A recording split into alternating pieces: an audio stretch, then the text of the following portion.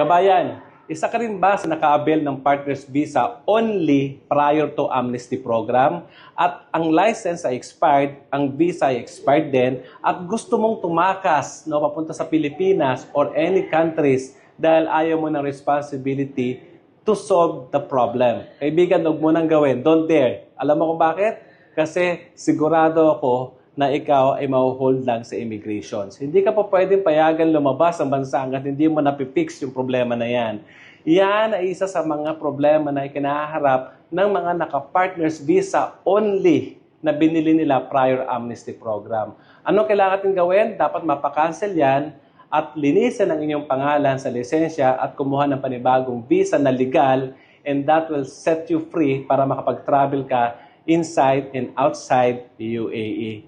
Para sa detalye ng mga gitong klase ng visa ng legal na pwede mong ma-avail dito sa bansang UAE, you can directly message us at matutulungan po namin kayo para po maayos natin ang iyong status dito sa bansang ito. Tara, let's go!